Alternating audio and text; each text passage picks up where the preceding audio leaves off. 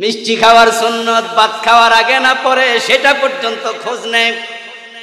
আমি আপনাকে বলি না আপনি সুন্নাহ মানেন না, মিষ্টি খাওয়ার সুন্নাহর খবর নিলা। উহুদের ময়দানে রাসূলুল্লাহ দাঁত দিয়েছে, হকের পক্ষে দাঁত দিতে হবে। কোন দাঁত উপরের দাঁত না নিচের দাঁত সুন্নাহ, ওই খুঁজও তোমাকে নিতে হবে।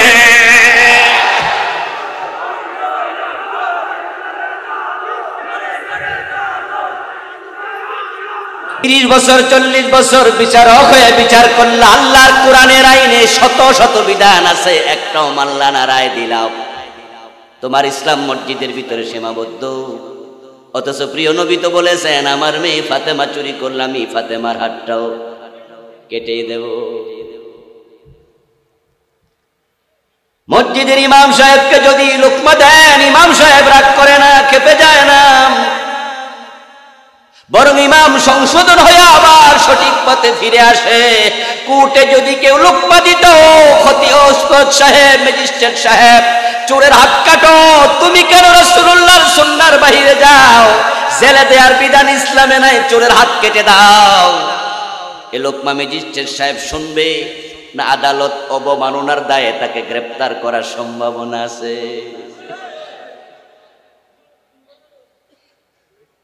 ও প্রিয় ভাইয়েরা, আপনারা যারা আল্লাহর বিধান মানেন না, আমরা আলেম উলামারা আপনাদের লুকমা দেই, আইন চলবে তার। তামাম মাখলুক যিনি বানাইছে, আলা লাহুল খালকু ওয়াল আমর, কোরআনে তিনি বলছে সৃষ্টি যার, আইন চলবে শুধু তার।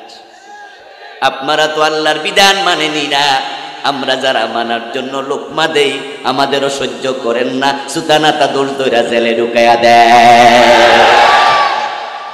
এই যে মসজিদে গিয়ে মানেন, টুপিতে মানেন, দাড়িতে মানেন, পাজামাতে মানেন, পাঞ্জাবিতে মানেন, মেসোয়াকে মানেন, পাগড়িতে মানেন, কে বলেছে মানেন না? ইসলাম মানেন, কিন্তু সংসদে মানেন না, গণভবনে মানেন না, বঙ্গভবনে মানেন না, আদালতে মানেন না, সুপ্রিম কোর্টে মানেন না, হাইকোর্টে মানেন না, বিবাহতে মানেন না, ব্যবসায় মানেন না। এই যে কিছু মানেন, কিছু মানেন না।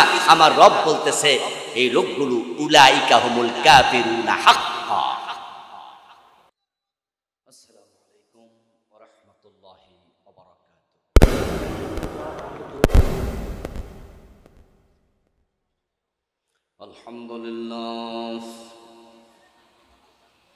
الحمد لله نحمده ونستعينه ونستغفره ونعوذ بالله من شرور أنفسنا ومن سيئات أعمالنا من يهد الله فلا مضل له ومن يضلل فلن تجد له وليا مرشدا وأشهد أن لا إله إلا الله وأن محمدا عبده ورسوله أما بعد فقد قال الله تعالى في كلامه المجيد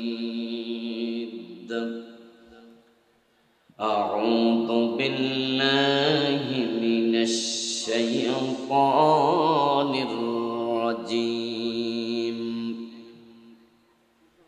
بسم الله الرحمن الرحيم هو الذي أرسل رسوله بالهدى ودين الحق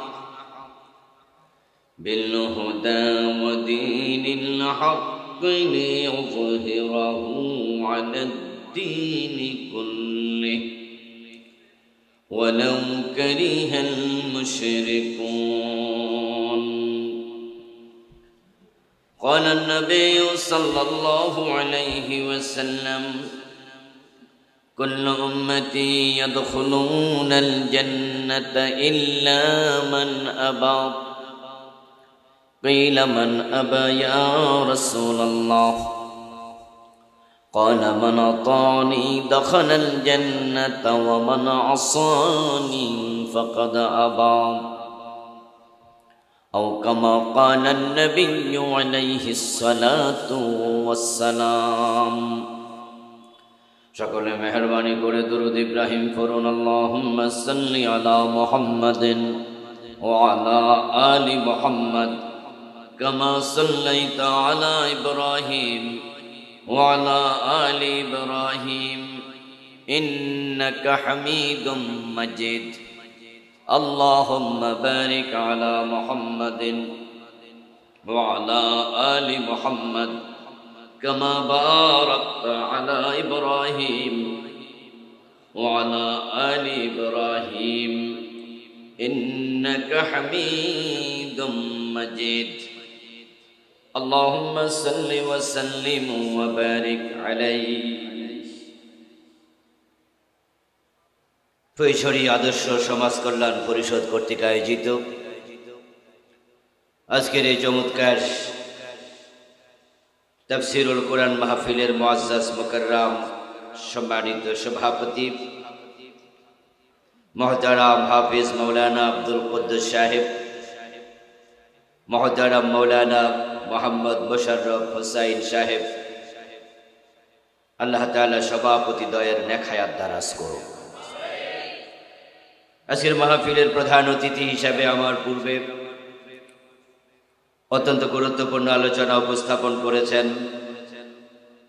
বিশ্ববরেণ্য আলেম দ্বীন,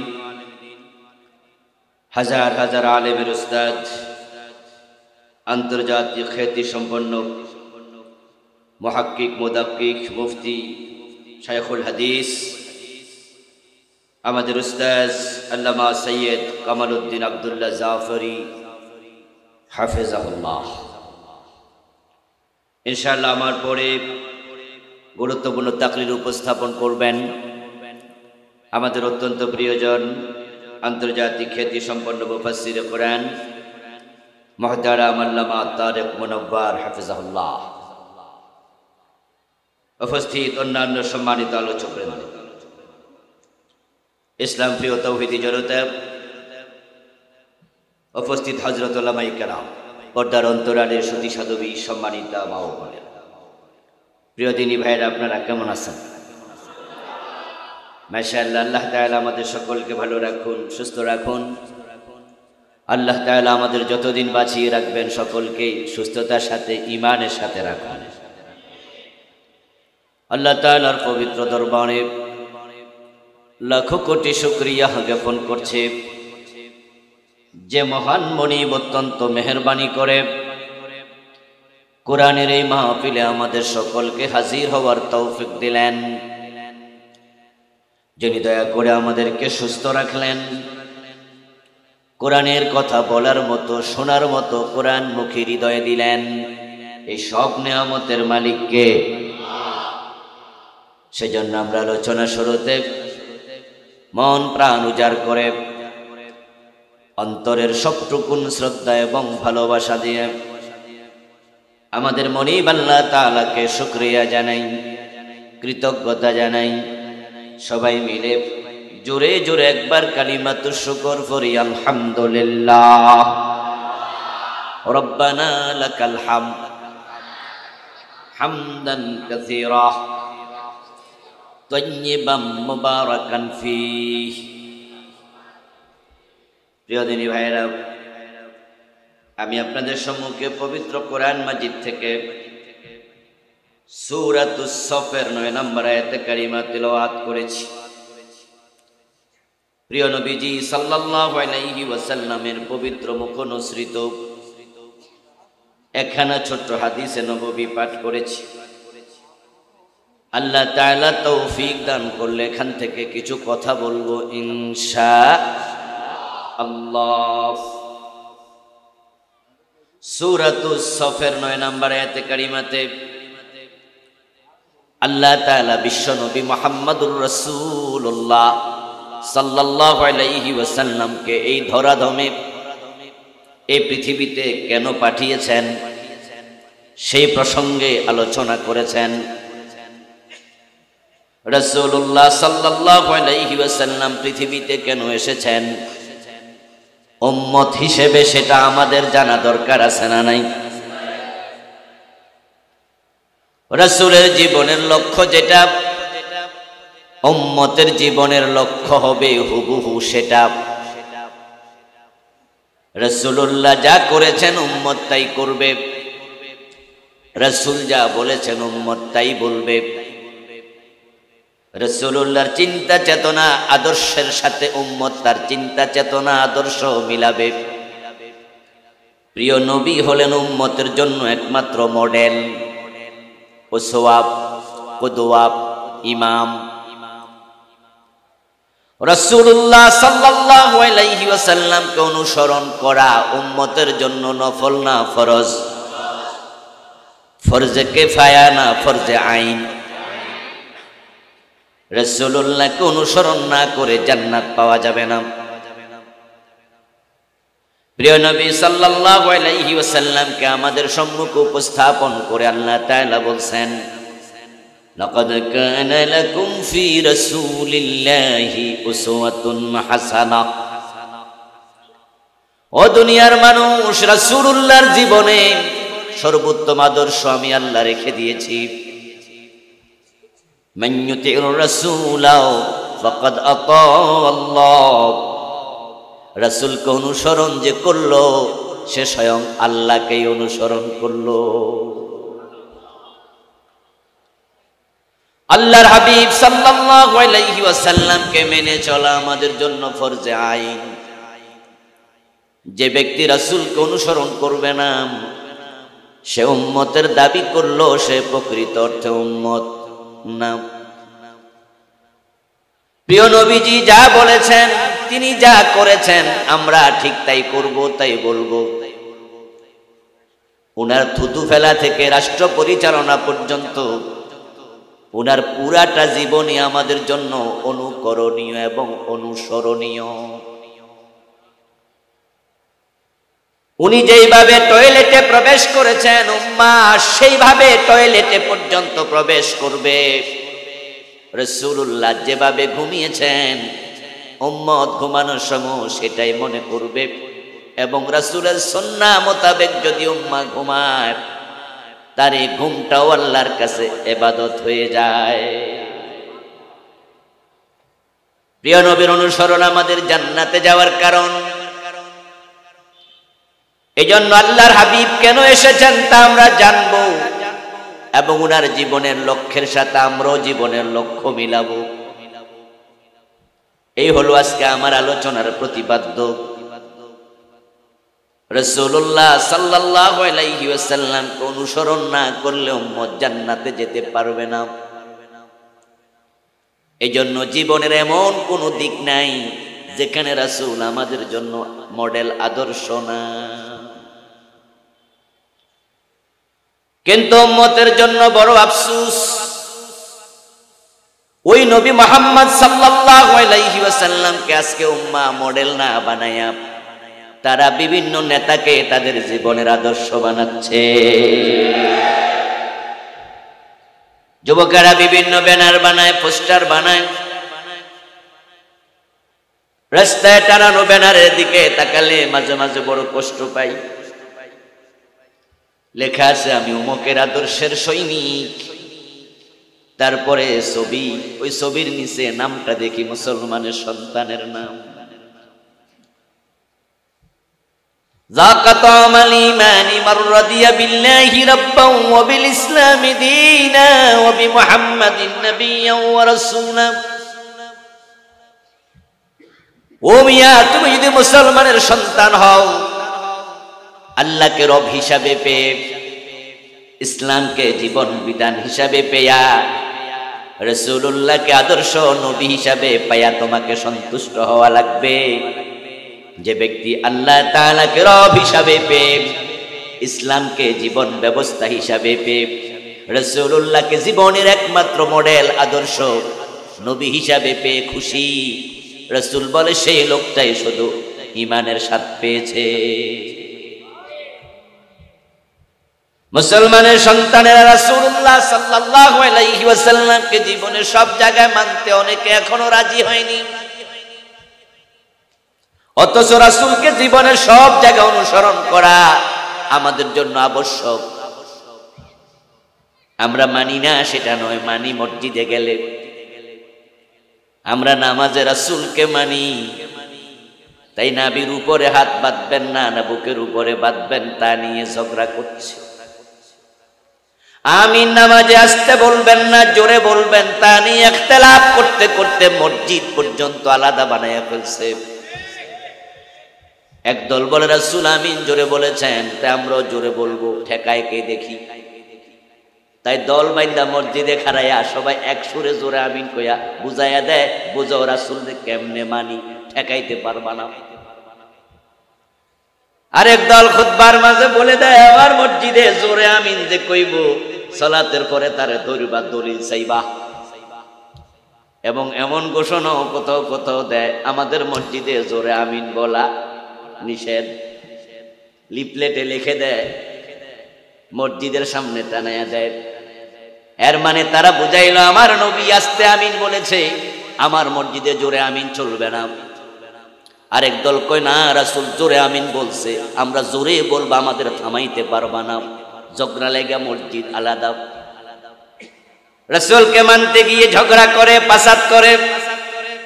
দুই দলই বলে আমরা রাসূলকে মানি, আমিও তাদের সাথে একমত। হ্যাঁ, রাসূলকে তারা মানে।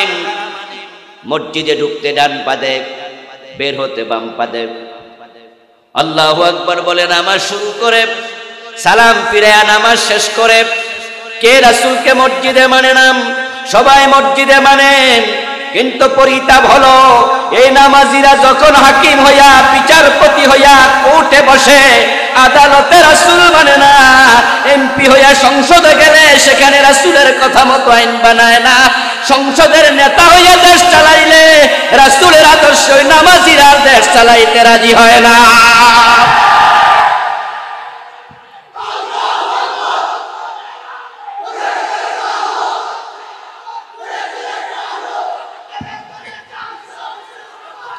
আমার প্রিয় ভাইরা, রাসূলুল্লাহ সাল্লাল্লাহু আলাইহি ওয়াসাল্লামের অনুসরণ লাগবে।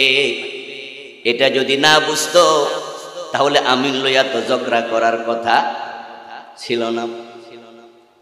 রাসূলুল্লাহর অনুসরণ করা লাগবে। এটা যদি না বুঝতো সবাই মিলে ডান পা দিয়ে মসজিদে ঢুকতো না।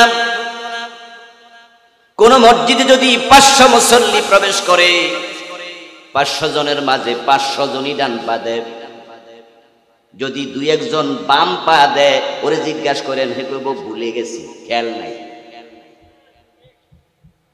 সবাই বুঝলো মসজিদে রাসূলকে মানা লাগবে। কি আশ্চর্য মুসলমান!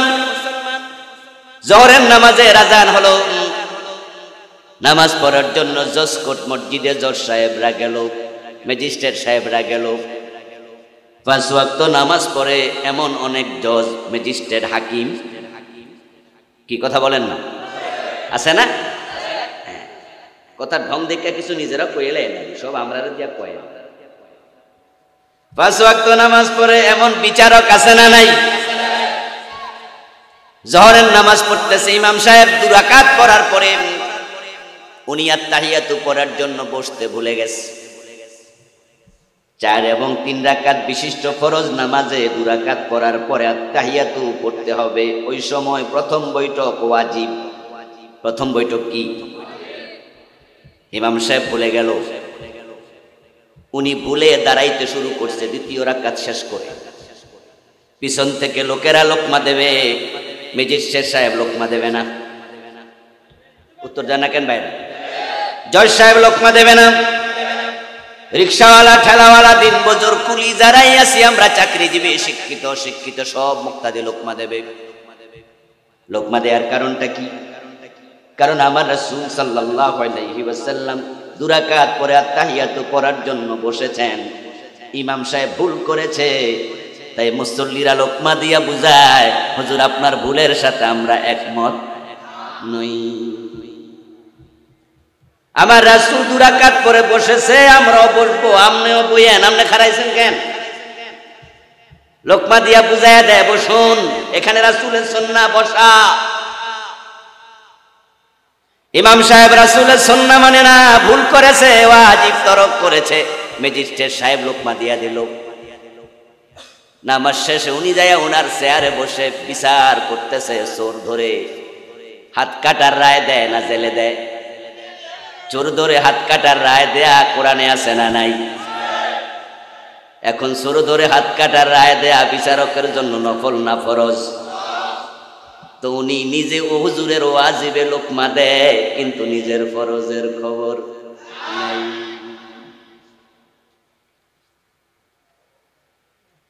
30 বছর 40 বছর বিচারক হয়ে বিচার করলে আল্লাহর কোরআনের আইনে শত শত বিধান আছে, একটাও মানলা না, রায় দিলাম। তোমার ইসলাম মসজিদের ভিতরে সীমাবদ্ধ। অথচ প্রিয় নবী তো বলেছেন, আমার মেয়ে ফাতেমা চুরি করলাম, এই ফাতেমার হাতটাও কেটে দেব। মসজিদের ইমাম সাহেবকে যদি লোকমা দেন, ইমাম সাহেব রাগ করে না, খেপে যায় না, বরং ইমাম সংশোধন হয়ে আবার সঠিক পথে ফিরে আসে। কোর্টে যদি কেউ লোকমা দিত, খতিওয়াজ সাহেব, ম্যাজিস্ট্রেট সাহেব, চোরের হাত কাটো, তুমি কেন রাসূলুল্লাহর সুন্নাহর বাইরে যাও? জেলে দেয়ার বিধান ইসলামে নাই, চোরের হাত কেটে দাও। এ লোকমা ম্যাজিস্ট্রেট সাহেব শুনবে না? আদালত অবমাননার দায়ে তাকে গ্রেফতার করার সম্ভাবনা আছে।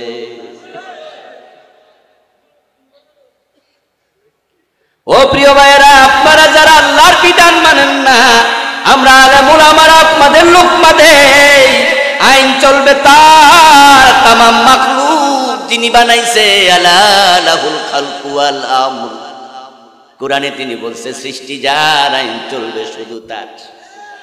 আপনারা তো আল্লাহর বিধান মানেনি না, আমরা যারা মানার জন্য লোকমা দেই, আমাদেরও সহ্য করেন না, সুতানাতা দোষ দইরা জেলে ঢুকাইয়া দেয়। এই নি তোমার রাসূলকে অনুসরণ। রাসূলুল্লাহ সাল্লাল্লাহু আলাইহি ওয়াসাল্লামকে অনুসরণ না করে জান্নাত পর্যন্ত পৌঁছা যাবে না। قال النبي صلى الله عليه وسلم كل امتي يدخلون الجنة إلا من أبى। প্রিয় নবীজি বললেন, আমার সব উম্মত জান্নাতে যাবে, তবে যে অস্বীকারী সে জান্নাত পাবে না। কিলা মান আবা ইয়া রাসূলুল্লাহ, প্রশ্ন করা হলো, আল্লাহর নবী অস্বীকারী আবার কে? রাসূলুল্লাহ সাল্লাল্লাহু আলাইহি ওয়াসাল্লাম জবাব দেন, মান আতাআনি দাখালাল জান্নাতা ওয়া মান আসানি ফাকাদ আবা। যে আমি নবীকে অনুসরণ করলো সে জান্নাতে ঢুকলো, যে আমি নবীকে মানতে রাজি হবে না, আমার অনুসরণ করবে না, অস্বীকারী তার কপালে জান্নাত নাই। এজন্য আল্লাহ তাআলা বলেছেন, উম্মতকে শুনিয়ে দেন আপনার আনুগত্য করার গুরুত্ব কত। কুলিং কুনতুম তুহিব্বুনাল্লাহ ফাত্তাবিউনি ইউহিব্বুকুমুল্লাহ ওয়া ইয়াগফির লাকুম যুনুবাকুম ওয়াল্লাহু গফুরুর রহিম। সুবহানাল্লাহ পড়েন। ও নবী, আপনি বলুন, তোমরা যদি আল্লাহকে ভালোবাসতে চাও, আল্লাহর ভালোবাসা পেতে চাও, ফাত্তাবিউনি, আমি নবীকে অনুসরণ করো, ইয়াগফির লাকুম যুনুবাকুম, আল্লাহ ঘোষণা দিচ্ছেন নবীকে অনুসরণ যে করবে আল্লাহ তার গুনাহগুলো ক্ষমা করে দেবেন। আমার প্রিয় ভাইরা, রাসূলুল্লাহ সাল্লাল্লাহু আলাইহি ওয়াসাল্লাম এজন্য বলেছেন, মান আহাব্বা সুন্নতি ফাকাদ আহাব্বানি ওয়া মান আহাব্বানি কানা মাই ফিল জান্নাহ। যে ব্যক্তি আমার সুন্নাহকে অনুসরণ করে, ওই ব্যক্তি আমি নবীকে ভালোবাসলো। আর যে সুন্নাহকে অনুসরণ করার মাধ্যমে আমার ভালোবাসার প্রমাণ দিতে পারবে, কানা মাই ফিল জান্নাহ, সে জান্নাতে আমার সাথেই থাকবে। আমরা সবাই তো জান্নাতে যেতে চাই। জান্নাতে কে না যেতে চায়? জান্নাতে হিন্দুরাও যেতে চায়। মুসলমানের কথা কয়ে তো আর লাভ নাই। মুসলমানদের মাঝে এমন মুসলমানও আছে 5 ওয়াক্ত নামাজ, এক ওয়াক্ত পড়ে না, ইভেন জুমার নামাজটা পর্যন্ত পড়ে না, এমন কিছু জালেম মুসলমান আছে না নাই? ওরও আপনি জিজ্ঞাসা করেন, কি ভাই মসজিদে আসেন না, জান্নাতে যাবেন না? মুস্কি হাসি দিয়ে বলবে, হুজুর ওইটা রেডি, জান্নাতে যাবো না কইছে কি? ওটার ব্যবস্থা অনেক আগে করে রাখছি। আপনি হয়তো আশ্চর্য হবেন, কিরে কয় বেড়া যে পিছল খাইয়া পড়লো পশ্চিম দিকে পড়ে না, ও আবার জান্নাত রেডি করছে কিভাবে? শুনতে চান? দোতরা কাঁধে নিয়ে শুনে দেবে গানে গানে। আছেন আমার মুক্তার, আছেন আমার ব্যারিস্টার, শেষ বিচারের হাইকোর্টেতে তিনি আমায় করবেন পার, আমি পাপী তিনি জামিনদার, টুনটুনা টুনটুন। এমন গানওয়ালা একদল লোক বাংলাদেশে আছে কিনা? ও বেটা নামাজ কালাম পড়ে না, বিড়ি টানে, গাঁজা খায়, এমন লোক জান্নাতের স্বপ্ন দেখে, ঠিক কিনা? হুজুর কয়ে দিছে আমার সারা বেহেশতে যাবে না, মুসের মাঝে তেল দেয় জান্নাতের কাঁঠাল যেন কষ না লাগে। ওদের জান্নাতে যাওয়া দেখে হিন্দুরা পর্যন্ত কয় তাহলে আমরা বয়ে থাকবো কেন? তাই মরা বাবার ছবি দোকানের মাঝে টানাইয়া মাঝখানে লেখা দিছে স্বর্গীয় দুলাল চন্দ্র দাস। এরকম আছে কিনা? স্বর্গীয় মানে কি? স্বর্গীয় মানে বেহেশতি। আপনারা জান্নাতে যাবেন, আর ও বেটা লেখা দিছে এর বাপ অলরেডি জান্নাতে চলে গেছে। কত শখ জান্নাতে যাওয়া, হিন্দুরও শখ আছে, ইহুদি খ্রিস্টানেরও শখ আছে। স্বর্গীয় লেখলো, অথচ কোন হিন্দু কি স্বর্গে গেছে? এটা কি এত সোজা? স্বর্গ সংস্কৃতিতে বলে, বাংলায় বাগান বলে, আরবিতে জান্নাত বলে, পার্সিতে বেহেশত বলে, জিনিস তো একটাই। আবু বকর জান্নাতি, হযরত ওমর বেহেশতি, দুজনকে দুই দেশে, জিনিস তো একটা। কেউ বলে বউ, কেউ বলে বধূ, কেউ বলে লাউ, কেউ বলে কদু, ঠিক না? কেউ বলে আনন্দ, কেউ বলে ফুর্তি, কেউ বলে ভাস্কর্য, আমরা বলি সেটাই হলো মূর্তি। নাম পাল্টাইয়া সুদ খাওয়া যাবে না। এই চাচা সুদ খান? না না, অনেক আগে ছেড়ে দিছি। কই টাকা যে লাগান, তো মুনাফা খাই। নাম পাল্টাইয়া সুদ খায় কিছু লোক আছে কিনা? ওরা নাম পাল্টাইয়া নেতার ছবি বসাতে চায়। আলেম ওলামাদেরকে বুঝাইছে এটা মূর্তি না, এটা ভাস্কর্য। আলেমরা বলেছে জিনা দুইটা এক জিনিস, নাম পাল্টাইলে হালাল হয় না। আমার প্রিয় ভাই, হিন্দু মিয়া স্বর্গে যেতে চায়, অথচ আল্লাহ তাআলার বক্তব্য, মান ইউশরিক বিল্লাহি ফাকাদ হারামাল্লাহু আলাইহিল জান্নাহ ওয়া মাওয়াহুন নার ওয়া মা লিয-যালিমিন মিন আনসার। প্রিয় নবী সাল্লাল্লাহু আলাইহি ওয়াসাল্লাম বলেছেন, আল্লাহ তাআলা বলেছেন, যে ব্যক্তি আল্লাহর সাথে শিরক করবে আল্লাহ তার জন্য জান্নাত হারাম করে দেবে। এজন্য রাসূলুল্লাহ সাল্লাল্লাহু আলাইহি ওয়াসাল্লাম মুআজ বিন জাবালকে বলেছেন, ইয়া মুআজ লা তুশরিক বিল্লাহি শাইআ ওয়া ইন কুতিলতা ওয়া হুররিকতা। ও মুআজ, যদি তোমাকে হত্যা করা হয়, তোমার লাশ আগুন দিয়ে ভস্মীভূত করা হয়, তারপরও তুমি শিরিক করিও না, কারণ যে শিরক করে তার জন্য জান্নাত হারাম করেন কে? এবার বলুন তো, যারা হিন্দু তারা কি শিরিক করে না? তারা কি মূর্তি পূজা করে না? ইন্না শিরকা লা যুলমুন আযীম। অথচ বেড়া তো লেখছে স্বর্গীয়, মানে হচ্ছে শখ আছে। বেনামাজি জান্নাতে যেতে চায়, যারা পীরের পায়ে সিজদা দেয় এমন লোক জান্নাতে যেতে চায়। আটরশির মুরিদরাও জান্নাতে যেতে চায়, দেওয়ানবাগের মুরিদরাও যেতে চায়, মেজবান্ডারের মুরিদরাও যেতে চায়, শিয়ারাও যেতে চায়, কাদিয়ানীরাও যেতে চায়। জান্নাতে কে না যেতে চায়? অথচ সবাই জান্নাতে যাবে এমন তো কথা নয়। রাসূলুল্লাহ বলেছেন, আমার উম্মত ৭৩ দল হবে, ৭২ দল হবে জাহান্নামী। রাসূলুল্লাহর উম্মত বলতে তো এই আটরশি, দেওয়ানবাগী, এ কাদিয়ানী, এই শিয়া, আমরা সরসিনা, সরমনাই, নিজাম ইসলাম, জামাত ইসলাম, বিএনপি, আওয়ামী লীগ, আমরা সবাই তো রাসূলের উম্মত দাবি করি। রাসূল বলছে, তোমাদের মাঝেই ৭৩ দল হবে, জান্নাতি হবে মাত্র এক দল, বাকি ৭২ দল জাহান্নামী। আল্লাহর হাবিব অনুসরণ না করে জান্নাত পর্যন্ত যাওয়া যাবে না। ও প্রিয় ভাই, আল্লাহর হাবিব যখন বললেন, তাফতারিকু উম্মতি আলা ৭৩ মিল্লাহ কুল্লুহুম ফিন নারি ইল্লা ওয়াহিদা, আমার উম্মতগুলো ৭৩ দলে বিভক্ত হবে, জান্নাতি হবে মাত্র একদল, বাকি ৭২ দল জাহান্নামে যাবে। প্রশ্ন করা হলো, ইয়া রাসূলুল্লাহি ওয়া মাহি, হে আল্লাহর হাবিব, জাহান্নামী ৭২ দল আর জান্নাতি মাত্র একদল, আমি তো এক দলে ঢুকতে চাই, জান্নাতি দল কোনটি? আজকের মাহফিলে আমরা যারা আছি, আমরা সবাই কি জান্নাতে যেতে চাই? তাহলে সেই দলে ঢোকা দরকার আছে কিনা? ওই সাহাবী প্রশ্ন করে আমাদের উপকার করলো, আমরা তো জান্নাতে যেতে চাই। আল্লাহর নবী সাহাবীর প্রশ্নের জবাবে বলেন, মা আনা আলাইহি ওয়া আসহাবী, জান্নাতে যদি যেতে চাও ওই দল জান্নাতি হবে যে ব্যক্তি আমি নবী এবং আমার সাহাবাদের কর্ম চিন্তার সাথে তার জীবনটা মিলাবে। মা আনা আলাইহি, আমি যার উপরে আছি, ওয়া আসহাবী, আমার সাহাবারা যে মত যে পথের উপরে আছে, ওই মত ওই পথের উপরে তুমি যদি থাকতে পারো তাহলে তুমি সেই জান্নাতি দলে ঢুকতে পারবা।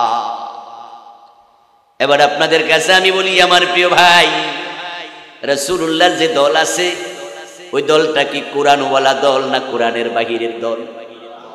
আওয়াজ করে বলুন, রাসূলের দল আছে না নাই? আল্লাহ নবী তো বললো আমার দল জান্নাতি দল একটা, এটা আমার দল, আমার সাহাবাদের দল। যখন মানুষ মারা যায় কবরে রাখার সময় একটি দোয়া আছে, বিসমিল্লাহি আলা, বাকিটা আপনারা কোন না, বিসমিল্লাহি আলা, এটা কক্সবাজার চিটাং এরিয়া আছে না নাই? এই দোয়া বিশ্বব্যাপী রাসূল শিখানো দোয়া, সব মুসলমান পড়ে। এই যে কবরে লাশ দেওয়ার সময় আপনি বললেন, অনুবাদ কি? বাংলা অর্থ হলো, আল্লাহর নামে তোমাকে রাসূলের দলে তুলে দিলাম। কার দলে? কার দলে? তো রাসূলের দল আছে কিনা? এখন আপনার বিবেকের কাছে আমার প্রশ্ন, রাসূলের দল তো কোরআনের দল, আপনি যে লাশটাকে তুলে দিলেন রাসূলের দলে, এ বেটা মরার আগে কোরআনের দলে ছিল কিনা? যদি না থাকে মরা, আরে ভাই মরার পরে তো দুনিয়ার লোকেরাই দলে রাখে না। আপনি দুনিয়ার যেই কোনো দলের লোক হন না কেন, মরে যাবেন।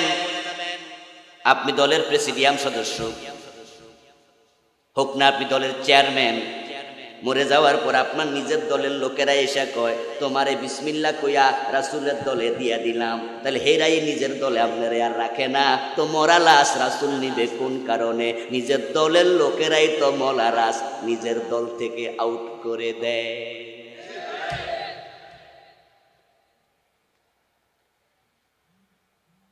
মানুষ যখন মরে যায়, মানুষ এতটাই মূল্যহীন হয়ে যায়, তার মরা লাশ এতটাই মূল্যহীন হয়, নিজের আপন বউটা পর্যন্ত একা একা রাতের বেলায় পাহারা দিতে রাজি হয় না। মরে যাওয়ার পরে দেখবেন বাড়িতে যতগুলো লাইট আছে সবগুলো রাতের বেলায় লাগাইয়া রাখে। লাইট যদি বাড়িতে থাকে মোমবাতি পর্যন্ত জ্বালাইয়া রাখে, লাইট সব জ্বালায়। একা একা যদি আপনার মাকে আপনি বলেন যে আমি মরে গেলে আমার লাশটা তুমি পাহারা দিবা, মাও কইব হ্যাঁ দিমু, তবে সাথে তোর বউ থাকলে, সাথে তোর বোন থাকলে, সাথে অন্য কেউ থাকলে একা একা বাবাও তার নিজের ছেলের লাশ পাহারা দিতে রাজি হয় না। আপনি যখন মরে যাবেন আপনার লাশ হবে এক ভয়ার্থ জিনিস। শুধুমাত্র আপনার মরা লাশ ভয়ার্থ নয়, আপনাকে মাটি দেওয়ার পরে ওই নতুন কবরের পাশেও রাতের বেলায় মানুষ একা একা যাইতে ভয় পায়। অনেক জায়গায় কয় লাশ নাকি আবার উইটা বাড়িতে আই, মানে মরার পরে আমনের দাম কই যে গেল, আপনি হয়ে গেলেন চোর ডাকাতের মতো, ভয়ের জিনিস।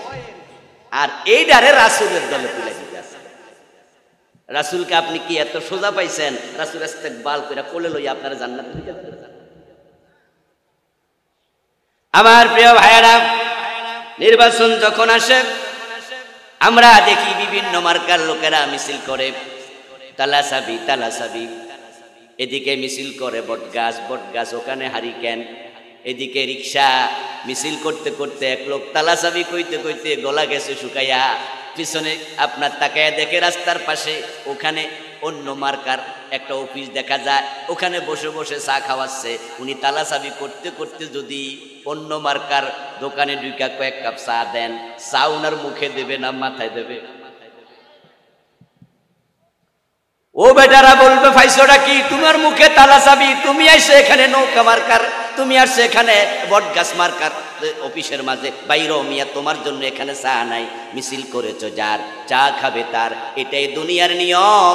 আপনি মরার আগে রাসূলের দলে ছিলেন না, মরার পরে দুনিয়ার সবাই মিলে তুলে দিল, রাসূলুল্লাহ মরা লাশটা গ্রহণ করার কথা না। এখন মরার পরে বিশ্বনবীর দলে যদি আপনি যেতে চান, লোকজন আপনাকে তুলে দেবে। আমি আপনাদের সবার কাছে অনুরোধ করে যাই, রাসূলের দলে তোমাকে মরার আগে যাওয়া লাগবে।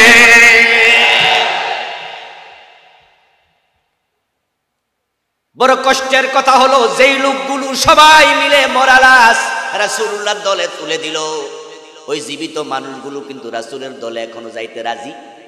অনেকে রাজি না, আমরাও যামু, তবে মরার পরে তোমরা তুলে দিও। আজীব আজীব। প্রিয় নবীজি বললেন, জান্নাতে একটি দল যাবে যারা আমি নবী মুহাম্মদ এবং আমার সাহাবাদের চিন্তা চেতনায় লালিত হবে। প্রিয় নবীর দল, কোরআনের দল। এবার বলুন তো, বাংলাদেশও কোরআনের দল আছে না নাই? আপনারা সত্যি সৌভাগ্যবান মানুষ, যারা জীবিত অবস্থায় অলরেডি রাসূলের দলের কর্মী হয়ে গেছেন, রাসূলের দলের সমর্থক হয়ে গেছেন। আল্লাহর নবী আর আসবে না, কিন্তু কোরআন আছে। এই কোরআন জমিনে প্রতিষ্ঠিত করার কাজ যারাই করে, তারাই রাসূলুল্লাহ দলের কর্মী হয়ে যায়।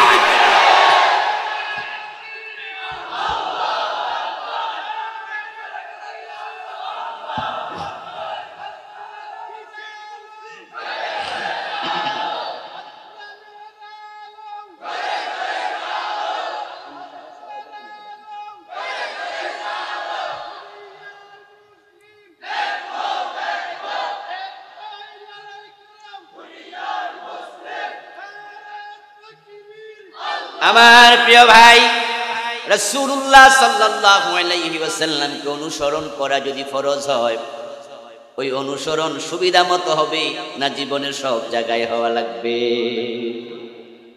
আমরা রাসূলকে অনুসরণ করি না তা নয়, অনুসরণ আমরা কম বেশি সবাই করি, তবে সুন্নাহ মানব ততক্ষণ সুবিধা আছে। বিপদ আছে যেখানে সুন্নাহ মানে না সেখানে। আল্লাহর হাবিব মিষ্টি পছন্দ করতেন, তাই এমন আল্লাহর বান্দাও আছে যারা হুজুরদের কাছে মাসআলা জিজ্ঞাসা করার জন্য যায়, হুজুর মিষ্টি খাওয়া নাকি সুন্নত? হুজুর কই কেডা কইলো? শুনছি। বালাই তো শুনছেন, এখন আইছেন কেন শুনলে? কই না, একটু মাসালা জানার বাকি আছে। এটা কি ভাত খাওয়ার আগে সুন্নত না পরে সুন্নত? মানে আমি পুরা সুন্নতি মানতে চাই, একটু যেন ছুটে না যায়। কত বড় আশেকে রাসূল! মিষ্টি খাওয়ার সুন্নত ভাত খাওয়ার আগে না পরে সেটা পর্যন্ত খোঁজ নেয়। আমি আপনাকে বলি না আপনি সুন্নাহ মানেন না, মিষ্টি খাওয়ার সুন্নাহর খবর নিলা। উহুদের ময়দানে রাসূলুল্লাহ দাঁত দিয়েছে, হকের পক্ষে দাঁত দিতে হবে।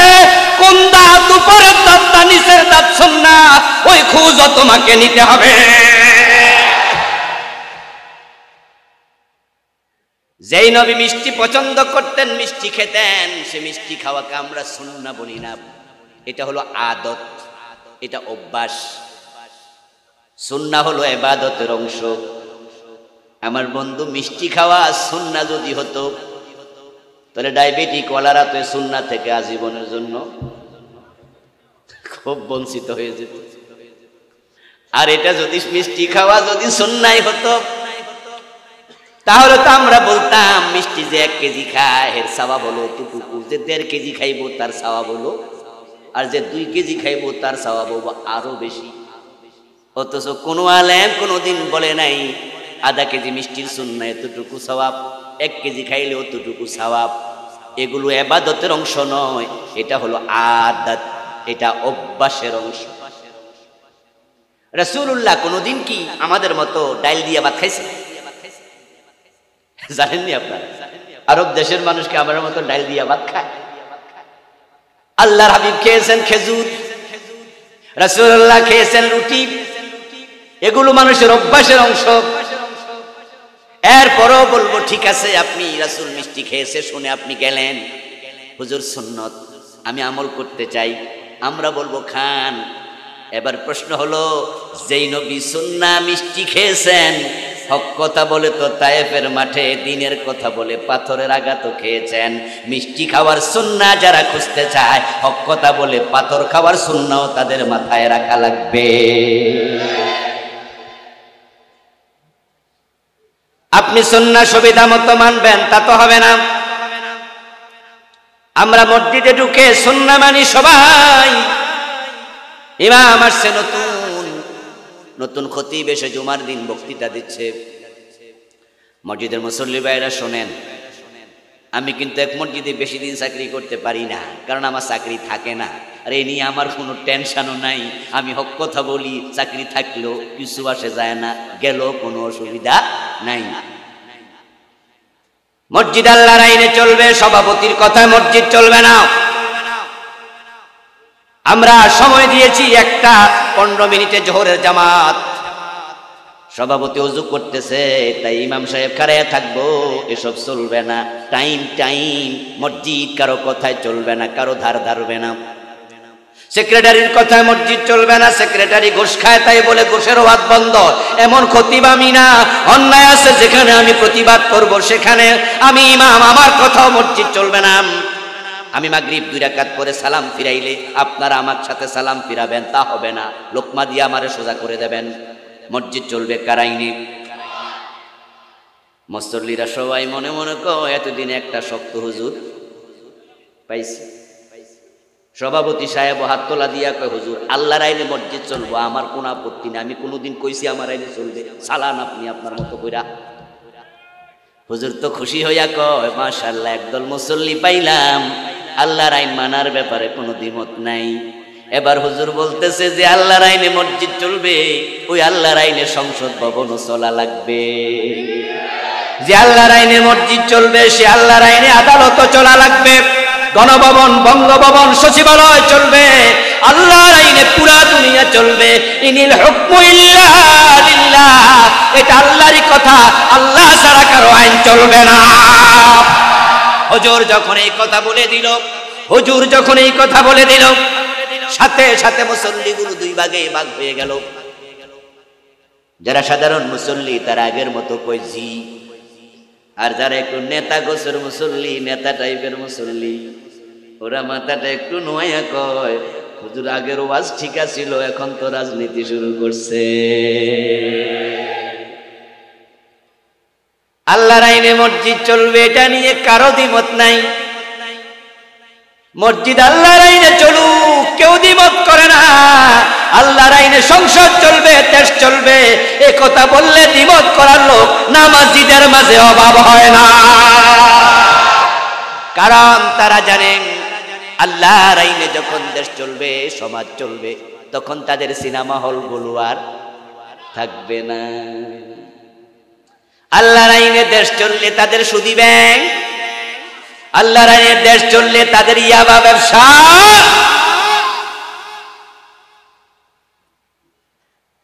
আল্লাহর আইনে দেশ চললে তাদের অন্যায় জুলুম অত্যাচার থাকবে না, চুরি ডাকাতি সব বন্ধ হয়ে যাবে। আল্লাহর আইনে দেশ চললে চুরি করলে হাত কাটা শুরু হয়ে যাবে। আর যদি চোরের হাত কাটা শুরু হয়ে যায়, ওই নেতারা অনেকে জানে তাদের অনেকের নিজের হাতটাই থাকবে না।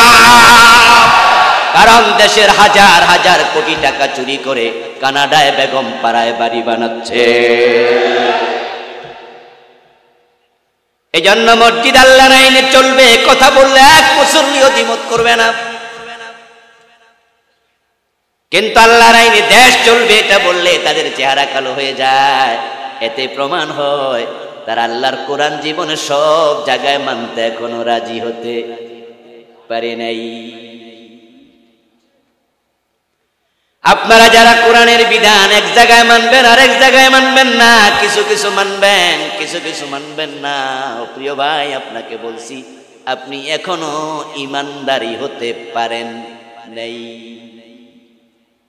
আল্লাহ তাআলার বক্তব্য, আফাতুমিনুনা বিবাদিল কিতাবি ওয়া তাকফুরুনা বিবাদিন ফামা জাযাউ মান ইয়াফআলু যালিকা মিনকুম ইল্লা খিzyun ফিল হায়াতিদ দুনিয়া ওয়া ইয়াওমাল কিয়ামাতি ইউরাদ্দুনা ইলা আশাদ্দিল আযাব। আল্লাহ তাআলা বলছেন তারা কি কোরআনের কিছু মানবে কিছু মানবে না। মসজিদ আল্লাহর আইনে চলবে, দেশ চলবে না। অথচ আল্লাহ তো বলছে আমি স্রষ্টা, আমার আইনে চলবে। আলা লাহুল খালকু ওয়াল আমরু, বানাইছি আমি, সৃষ্টি করছি আমি, আইন বানানোর অধিকার তোমারে দিল কে? আল্লাহর আইনে চলবে, ব্রিটিশ আইনে দেশ চলতে পারবে না। অথচ 52 বছরের বাংলাদেশ, আজকে তো 52 বছর পার হয়ে গেল, ঠিক না? 53 বছরে আমরা পা রাখতেছি। এই 52 বছরের বাংলাদেশ আল্লাহর আইনে চলেছে না ব্রিটিশ আইনে? আমাদের প্রভুকে জোরে বলুন, আমাদের রবকে। তো আল্লাহ যদি রব হয়, ব্রিটিশদের আইন কেন মানো? যারা ব্রিটিশ আইন মেনে নেয় তারা ব্রিটিশের গোলাম হয়ে যায়। অথচ আমরা কার গোলাম? কুল আউযু বিরাব্বিন নাসি মালিকিন নাসি ইলাহিন নাস। আমরা যারা জমিনে আছি, আজকের মাহফিলে বিশেষ করে যারা আছেন, এই ভিডিওর মাধ্যমে যারা পরবর্তীতে আমার এই কথাগুলো শুনবেন, আমি আপনাদের সকলকে, সকলের বিবেকের কাছে প্রশ্ন করছি, নিজে নিজে আসতে হলো জবাব দেন। আমরা যারা আলোচনা করছি শুনছি, আমরা কি মালিক না মালিকের গোলাম? আমাদের পরিচয় কি? আমরা মালিক না গোলাম? আমরা গোলাম। আমাদের মালিক কে? কুল আউযু বিরাব্বিন নাস মালিকিন নাস ইলাহিন নাস। ইন্নামাল আমালু বিল খাওয়াতিম। গুরুত্বপূর্ণ হচ্ছে শেষ কথা, দর্তব্য শেষ কথা। এজন্য বাংলা এটাকে বলে শেষ ভালো যার সব ভালো তার, ঠিক তার বিপরীতে শেষ খারাপ যার সব খারাপ তার। একজন লোক 100 বছর বয়স পেয়েছে, পুরাটি জীবন নামাজ কালাম ইবাদত বন্দেগী করে কাটাইছে, মরার 10 মিনিট আগে কাফের হয়ে গেছে। আগে কি দাম আছে? সব শেষ।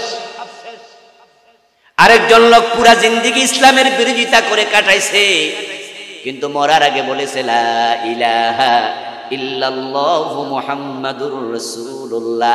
কালেমা পড়তে পড়তে মরেছে। আগের যত গুনাহ ছিল আল্লাহ সব মাফ করে দেবে।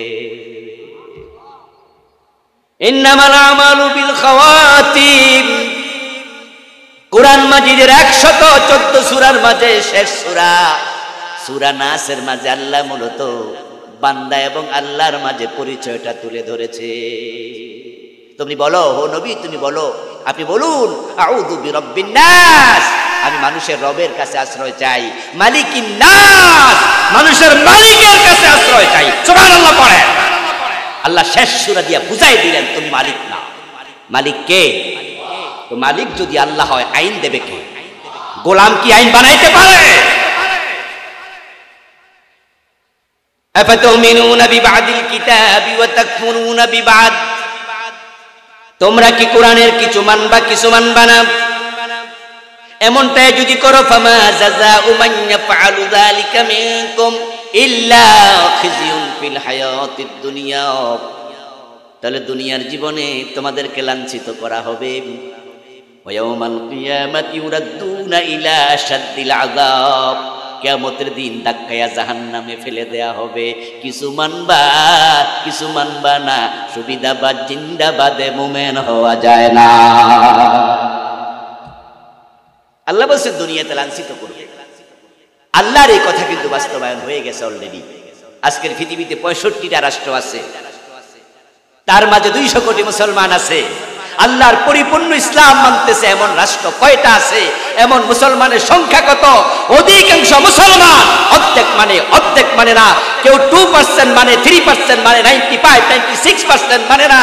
কেউ আছে একবারে মানে না, বললেই চলে, মুসলমানের নাম ইসলামের সাথে দুশ্মনী করছে, এমনও আছে না নাই? এদেরকে আল্লাহ বলছে দুনিয়া লাঞ্ছিত করবে। তো আজকে যে মুসলমানরা পৃথিবীতে লাঞ্ছিত, ফিলিস্তিনের দিকে তাকালেই তো বোঝা যায় মুসলমানরা পৃথিবীতে লাঞ্ছিত জাতি।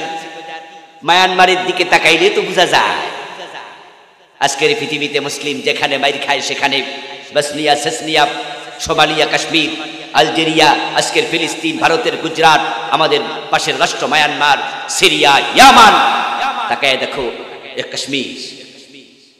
পৃথিবীতে মুসলমানের মতো মাজলুম কোন জাতি আর নাই। সব জায়গায় শুধু মাইর খায়, অবহেলিত। অথচ এক সময় মুসলমান ছিল, যেখানে বিজয় পায়ে চুমু দিয়েছে সেখানে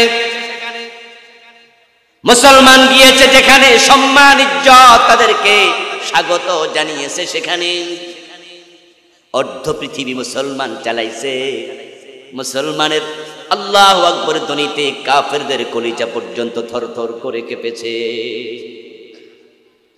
কবি নজরুল চমৎকার ভাবে বলেছেন, অর্ধ পৃথিবী করেছ শাসন, ধুলার তখ্তে বসে, খেজুর পাতার প্রাসাদ তোমার বারে বারে গেছে খসে। দুনিয়ায় লাঞ্ছিত করা হবে, মরার পরে জাহান্নামে ফেলে দেয়া হবে। তাই যারা জান্নাত পর্যন্ত আমরা পৌঁছতে চাই, জীবনের সব জায়গায় আল্লাহ এবং তার রাসূলকে মেনে নেওয়া দরকার আছে না নাই? আত্মসমর্পণ করো, আত্মসমর্পণ করো আল্লাহর কাছে। ঘোষণা করে দাও, ইন্না সালাতি ওয়া নুসুকি ওয়া মাহইয়ায়া ওয়া মামাতি লিল্লাহি রাব্বিল আলামিন। قال النبي صلى الله عليه وسلم إنما المؤمن كالجمل الأنف حيثما قيد ينقاد। প্রিয় নবীজি বলেছেন, তুমি যখন মুমিন হবে, মুসলিম হবে, তুমি হয়ে যাবে সেই ওটের মতো, যে ওটের নাকের ভিতরে মালিক রশি ঢুকাইয়া দিছে। কি চমৎকার উদাহরণ! যে ওটের নাকের ভিতরে তার মালিক রশি ঢুকাইয়া দিছে, ওই ওট কি মন মতো চলতে পারে?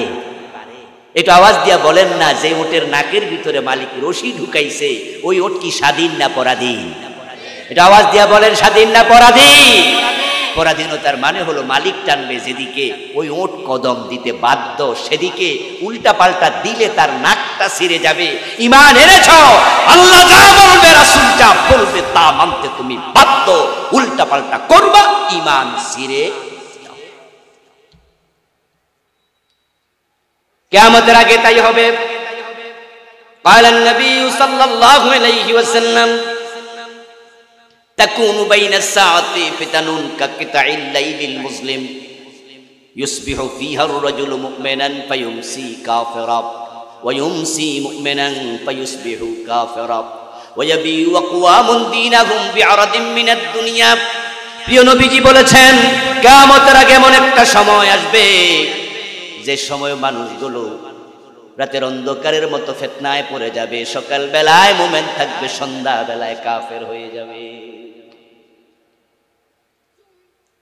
يقولون نؤمن ببعض ونكفر ببعض يريدون أن يتخذوا بين ذلك سبيلا أولئك هم الكافرون حقا।